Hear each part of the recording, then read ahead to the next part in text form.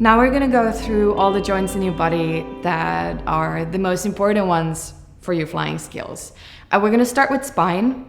Now, the first bit of the spine that we need to think of is our neck, and this is something that we don't normally necessarily pay so much attention to. We don't think that it could be a part of our flying performance, but it really is, because if your neck carries a lot of tension and it's not very flexible, doesn't have a good range of motion, now you cannot really move your head without moving your shoulders with.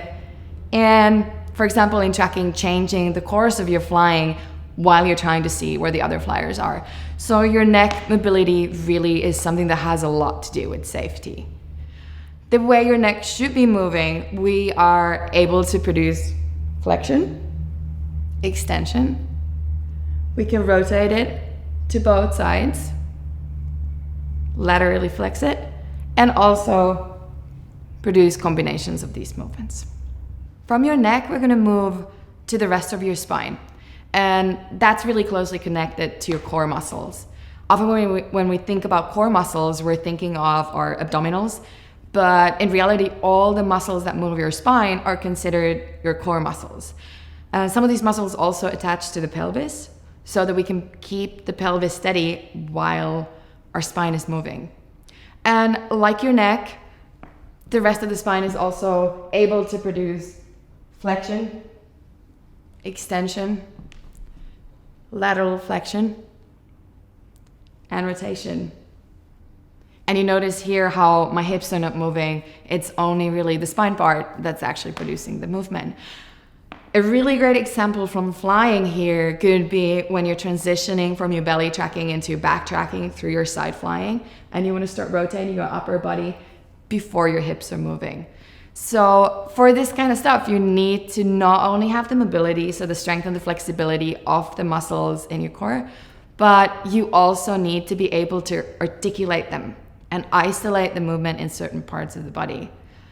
You could also use belly or backtracking as an example when we only want to open our chest, but we don't really want to be pushing our belly forward. Next, I want to talk about your shoulder joints and also the scapula. That's not actually a joint, but it aids in pretty much all the upper body mobility, especially when we start using a bigger range of motion. Your shoulder blades, your scapula, are able to upward rotate. So now imagine like the bottom tips of your shoulder blades rotating up or rotating downwards. I can also protract my shoulder blades so they're moving away from each other, or retract them when they're moving towards each other. And then there's elevation and depression. And now when we start moving our upper limbs, there's so far that I can go with my arm without the shoulder blade really moving. And then when I start using a bigger range of motion, there's more of that shoulder blade movement involved. And this is why these two things are so connected. Our shoulder joint itself has a lot of ability to move. It's a pretty shallow joint, so the way the bone sits in the socket, that bit is really shallow. But nevertheless, what I see a lot with my students is actually a lot of limitation in the upper body movement. And this does not really come from the shoulders' potential ability to move. It comes from the habits of how you're using your shoulders, how you're using your upper body, or you're not using them, right? Which also means that you can do something about it. Now, a good example of a limitation in shoulder movement that I see a lot is when someone has really tight shoulders and upper body, when you're back flying in a tunnel and you want to do a transition over your feet and you need to lift your arms up to create lift here. Because of the lats so tight and the shoulders in general are not moving the way they're supposed to, now you're having a really hard time actually getting the arms to where they should be. The other side of that coin is too much flexibility and not a lot of strength there. So you have a good range of motion, but especially towards the end range of that, we don't really have a lot of strength. So a great example would be belly tracking a head up in the sky And when you don't have a lot of strength here to control the joint, your arms are gonna end up falling back, and now it's really hard for you to bring the arms back to the front and create more pressure here with your arms. Moving to the elbow joints, it's a hinge joint. So basically I can create flexion and extension here. And then also the bones in my forearm can kind of rotate over each other. So this is called pronation, and this rotation is called supination. What you might want to check with your elbows is like whether they can actually extend and be straight, or maybe you're even hyperextending them. Something that you might want to be aware of is that you might actually lack some range of motion in your elbow joint too. So sometimes I see people having this slight little micro bend here.